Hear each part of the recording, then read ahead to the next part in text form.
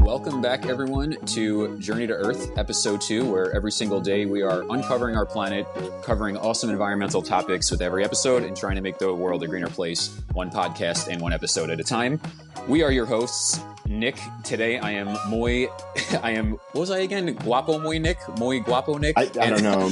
Muy Guapo Nico, I think. yes, that was it. Muy Guapo Nico. And we have... Guapo Nico? Yes, that was it. And Jambroni. We got Jambroni. All right, Jambroni, it is a pleasure to meet you, dude. Yeah. These are just going to get crazier and crazier. No one's even going to know who we are.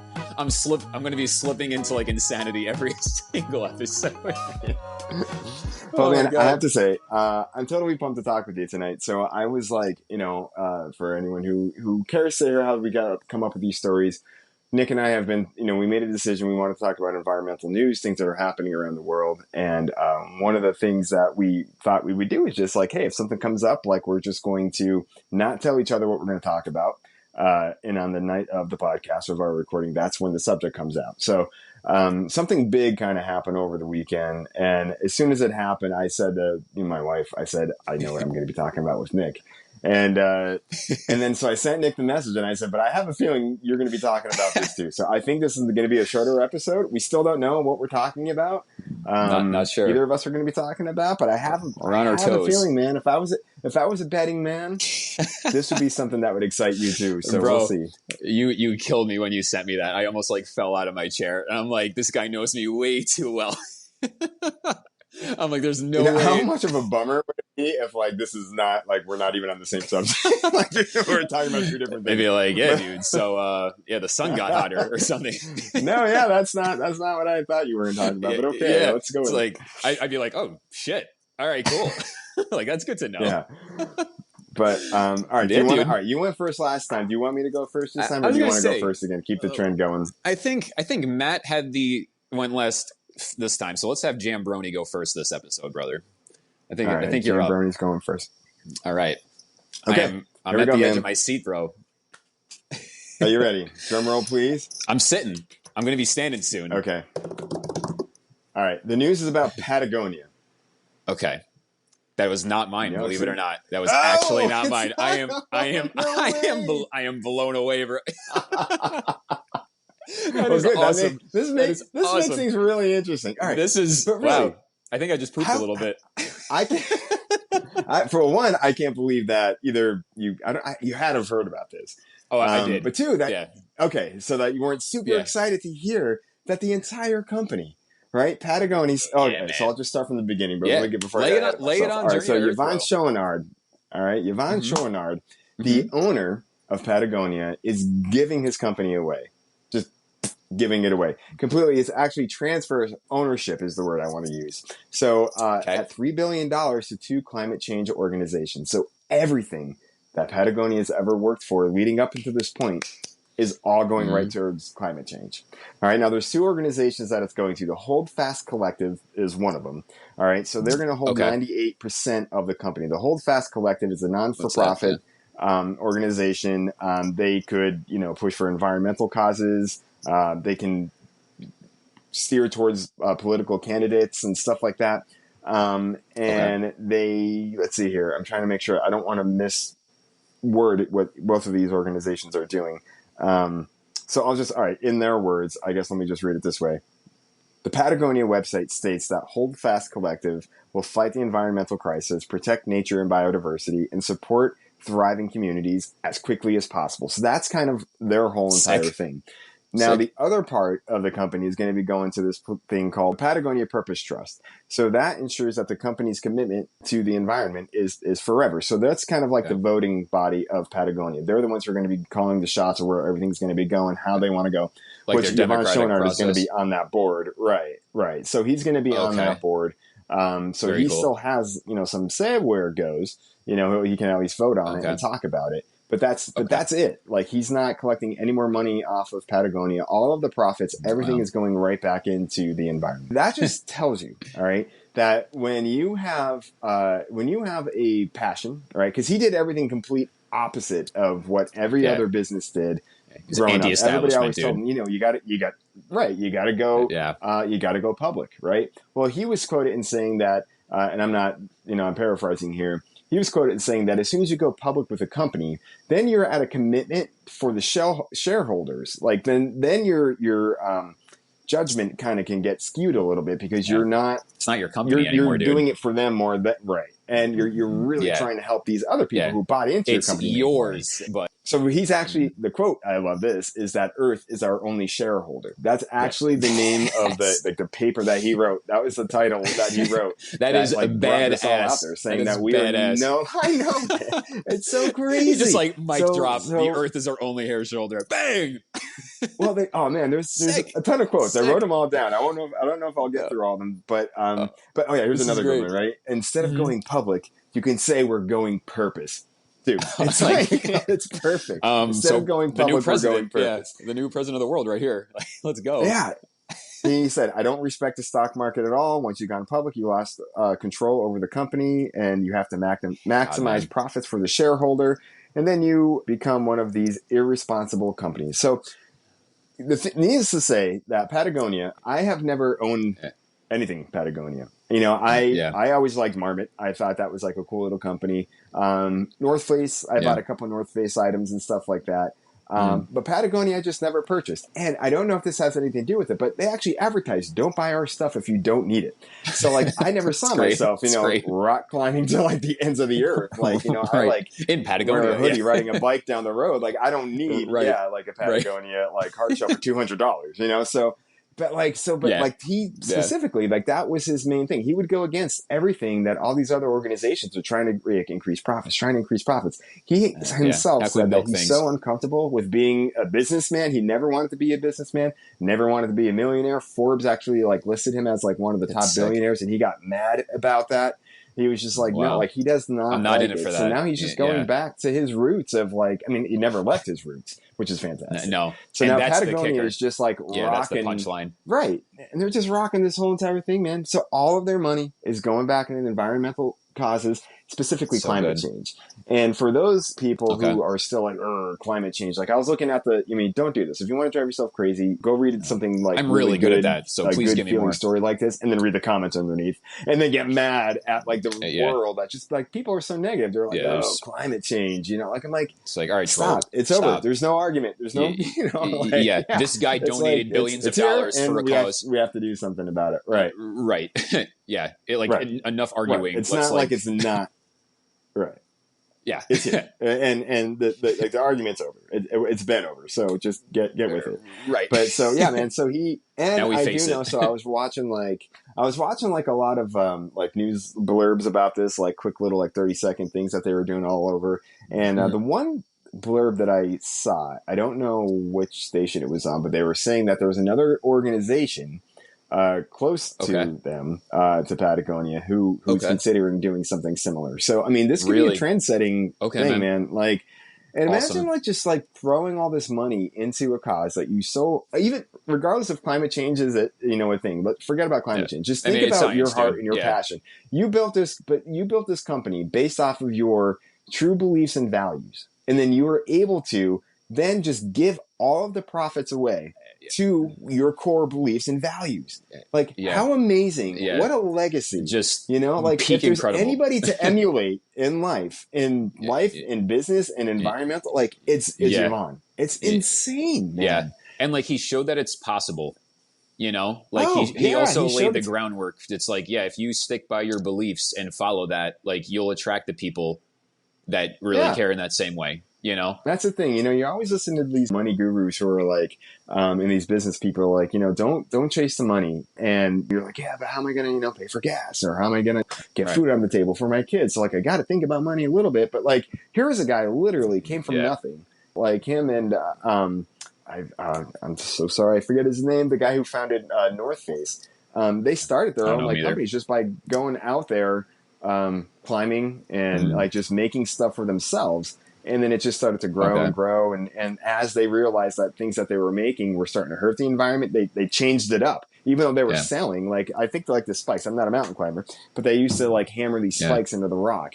And what was happening is the rock Okay. faces were falling apart. And so they were like, all right, well, we got to change Interesting. that up. But they were selling like crazy, but he changed it. And now there's these things Yeah. that look like little hexagons almost, and you put them into the rock instead, and you don't have to chip away at the earth, Okay. And so like, Yeah. but he just continually He made the innovates product better and more and sustainable.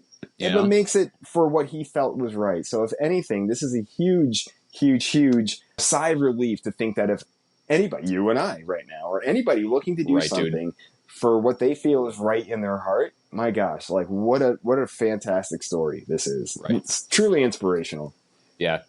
Dude, like, don't mind me, I'm just going to my outlet. But yeah, I mean, dude, that's All good, man. That's the thing. Like, people don't understand that, like, he was probably under such immense pressure to actually like make that happen, like to actually stand by those beliefs and to like, dude, like I really can't even imagine the pressure that man must have been under to be able to say no to going public and like standing by that.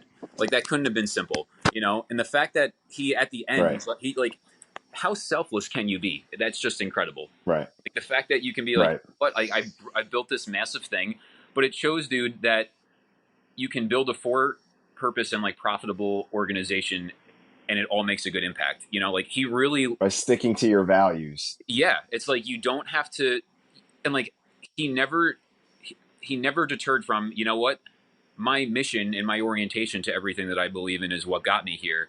I'm not going to deter from that, and I'm going to just keep making that better and better. And I feel like for every single billionaire out there, he really laid the groundwork to show what's possible. It's like you can do this, and even for other entrepreneurs do. Like, even just for like people like you and I trying to build something, it's like it shows that like you can stick to your things, and if there's pressure to go a certain way, you don't have to. You can stick by that. Right. It will work out, and that's a massive like public figure that showed the entire world what's possible in that way.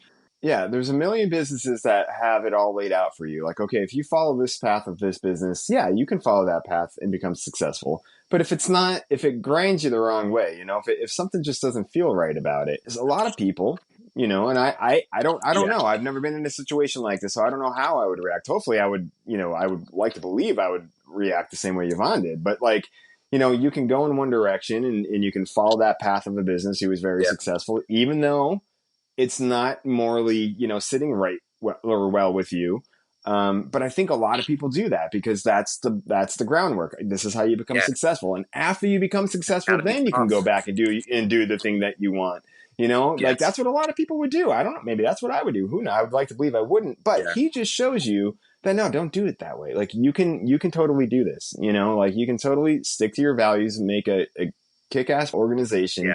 Even like the way he treats his employees, like they all had the day off after they made that announcement. They have like in-home, appreciates his team because the team gets you there too. They have dude. like in-home.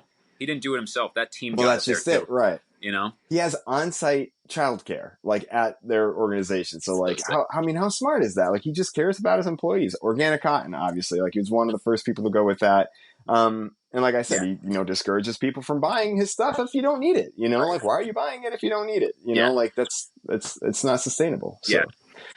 Yeah. I mean, dude, not for nothing. I probably 80% of my wardrobe right now is Goodwill and Plato's Closet. It's just like why you get the same quality stuff. It's not like everything's stained with like pee. Like everything's fine. They only accept the good stuff anyway, and it's like, you're going to get the same quality stuff. And if you need it, then at that point, just choose a sustainable brand to get something new. Like everyone wants some new things. And sometimes you need to upgrade and whatnot, that comes with having a family and just growing out of certain clothes if you're getting taller and whatnot as a teenager, but he's trying to eliminate the excess waste that we all make, I mean, it's inevitable. All of us are guilty of it. And I mean, and I know you could even like take your old Patagonia stuff back to the store and like they'll take it back off of you and recite and repurpose it and reuse it and like fix it. Like they've been doing cool stuff like this forever.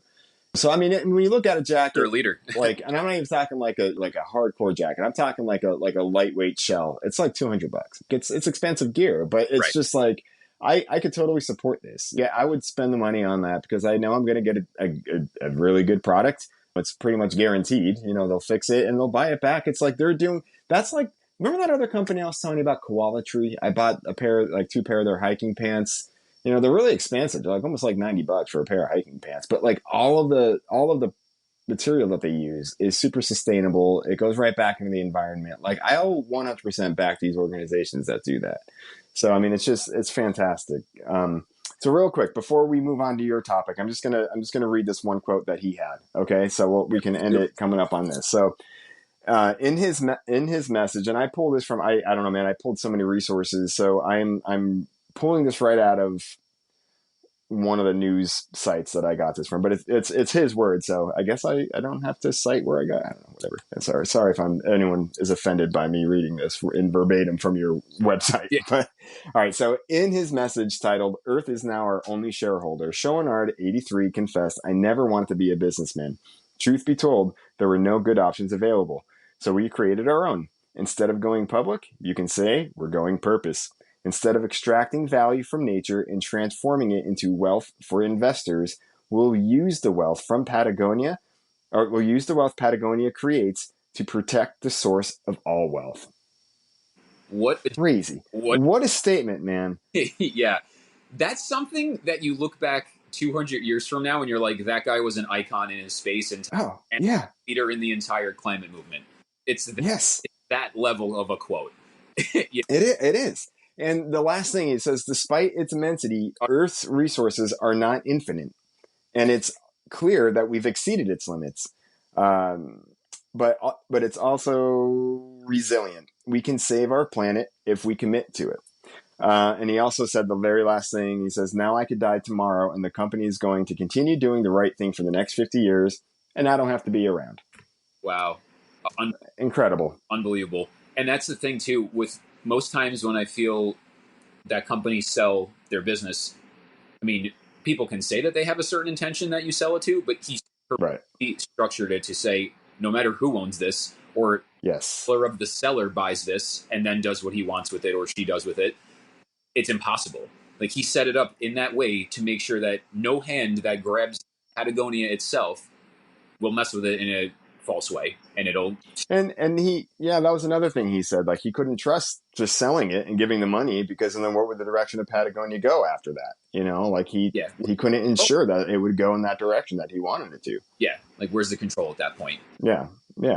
So it was that way, and he created his own. And I'm just such a believer in that because I feel like if there's something that's not being done in a certain way, like maybe you can innovate in a way that's really good for everyone. If the average Joe goes in a certain direction, it wasn't working for him and what he stood for.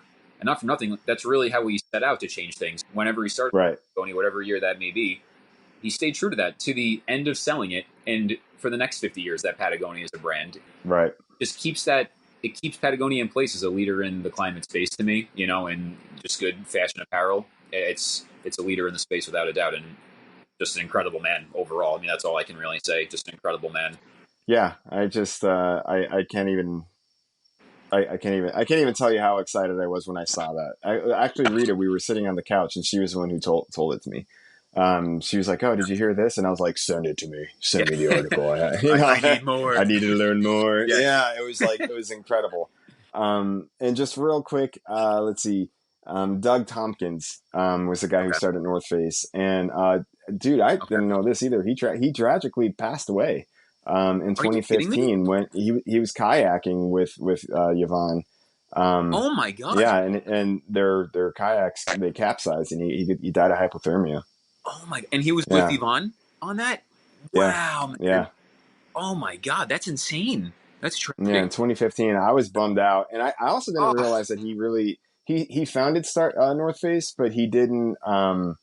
He went off to do like environmental stuff. Like he like kind of left. I don't know if he sold it. I didn't dive too deeply into his story, but just like I was like after I read that, I was like, well, I got to learn more about this, Wow. So, but yeah, so he went like in the environmental direction and just went that way. But yeah, crazy. But yeah, I wanted to make sure I said his name because what another amazing man.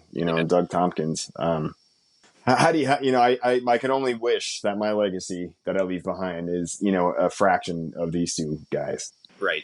Yeah. Just crazy. I mean, just incredible staples in the field. The only thing that I could say that, and like, this isn't being a critic at all. I mean, I completely believe in everything that they did, I mean, they're incredible leaders in the space. The only thing that I wish the big brands like that do is they have such an incredible market share in that Mm, specific area, especially for outdoor gear and whatnot. I mean, you're talking about really big behemoths in that space, and especially in a sustainable way. The level that it takes for like businesses to get to that point to even just start something like that with variety and sizing, it's very difficult for new people to kind of come in and innovate. So right, to me, the one thing that I would have liked to see, and hopefully that they can do this in the future, um, just make things a little bit more affordable. You know, just something right, where, like you said, dude, like if you're gonna have a really good quality jacket and it's gonna be $250, first of all, it's kind of the average and the standard with even with a brand that's unsustainable. That's not really that crazy, right, but for me, I like a good bargain, you know, or just something that I right, a little bit cheaper. I mean, everyone's struggling with cash, so like if they were able to make a line that was just more basic, you know, this is like an all around great item that you can have all year round or certain seasons, and you got to the 50 or 70% marker on certain things that you didn't have to right, spend that on like a t-shirt or a shirt, you know, I think right, that would be huge because now you're introducing that to, and you're making it more, you're making your sustainable brand more accessible for everyone at that point. And I truly right. feel that if every single company that's in the hundreds of millions and billions of net value and worth, especially on an exit and a sell, to me, there's no reason why you can't have at least a cheaper line for customers. You know, if you're selling hemp Right. for $30 and $40, you can get it to the point where, all right, I mean, dude, and I get it because brand is everything. You know, brand is huge, and they're in massive companies like Dick's and high end stores. But going off of that, I think that they have a real potential down the road or in the future where, I mean, take it for example, dude. Let's say I want to go buy a coat and I don't want to spend $200 or $300 on something. That customer is now going to go towards the $50 or the $60 marker. If Patagonia has, I mean, they have resources galore and an incredible team that cares. There's nothing that you can't, like, to me. There's nothing that they wouldn't be able to put on. It's like let's make a new sustainable coat or something on like a basic line or just basic wear, and we'll offer it at a cheaper price point where every customer can now afford this. And now you're making it more accessible for people that might not necessarily have that money to spend up front. And I know you can get on other sites, eBay and Mercari, you can probably find it in, X, Y, and Z. But for the brand Right. new stuff, I think they're leaving a lot of chips on the table by not offering that. So I'm not, I agree 100%. Like that's, I mean, I'm not going to lie. It's probably one of the main reasons why I haven't purchased anything through Patagonia because it's expensive, and again, but I also don't like, I don't go, I mean, yeah, I hike, I mountain bike, I kayak, but I don't like climb mountains and I don't know. I never really needed that extreme of gear. But just real quick, I feel like I always do this to you in a way where I'm like, oh, I'm gonna play devil's advocate, and it's not necessarily devil's advocate. I'm just looking it up because I was curious too. Here's 5 reasons why Patagonia's gear is so expensive. One, Patagonia uses premium materials. Patagonia products are built to last. It's everything you need and nothing you don't. Patagonia. So I'm assuming that's probably the materials and all synthetic cotton, or probably not synthetic, but organic cottons and all that stuff. Bulk weight. I'm assuming all that goes with it. Uh, Patagonia is always innovating, and positive environmental practices aren't cheap. So I will say this: think about when you're going to a farm, and when you buy organic food versus non-organic food. The organic food is always more expensive. So it's just there are environmental practices that you have to go through. It's a lot cheaper to just slap something out there and just like put it on the Put it on the rack. yeah, and just like create like mass quantities of all this stuff with very low. I mean, it's cheap to do it that way. If you want high quality stuff, you're gonna you got to pay. So, but yeah, I get it though. I mean, if they have that money, then maybe hey, I would love to see it all go to the environment, no doubt. But maybe sell a jacket for $50 and maybe I'll buy it. Like, and I'd be very proud to wear it and say that Right. I'm wearing something for a company that I stand by, and I stand by everything that they do. Yeah. So, No, 100%, dude. And that's the thing too. I'm not even saying to get rid of your top products. I mean, if you have a kick-ass jacket for $200 or $300, like that's fine. That's a great thing. right. But I mean, because I know one thing that they do, I think that, like you said, you can send in your clothes and they can repurpose it into other fabrics. But again, dude, Mm, for a company that has $1 billion in value, like, and real profits in that way, you can't tell me you can't spend 20 or $30 million on high tech equipment to take away those fibers and then turn it into something that's more affordable and just call it a certain line, because especially if you're getting everything recycled, and you're taking the fabrics, you're kind of getting that product That's a good again for point free, too. Yeah, right, and right, just say this is a repurposed item. You can have our top line item if you're going to be hiking like crazy. This is the stuff that you're probably going to need. But if you're really just kind of getting going and you're getting your feet wet, then at the same point, we're also offering this option at the lesser tier, but you're leaving that customer as an option to you. right. So I mean, I guess I'm thinking of. I know Steve Jobs. He was very specific about where he wanted Apple stores to be. Like in my mind, I like drive by. I was working down in Stroudsburg forever, and there's a place called the Tannersville Outlets, and it's just like so. Um, it's like the factory stores and all that. So, and I was like, but that would be a right, great spot for an Apple store to go into because it's like yeah, just outside of Philly, just outside of New York. It's right in Stroudsburg. They would never go there though because of the location. Like so, yeah, maybe just yeah, being true to Patagonia, just saying like, hey, this is the brand. This is what we stand for. We want top quality. We only want to sell to people who are mhm, serious. Only want to sell to people who really need it. And that's the other thing. Maybe you don't right. need that stuff. So again, that goes against what they're trying to do. They're not trying to sell to the masses.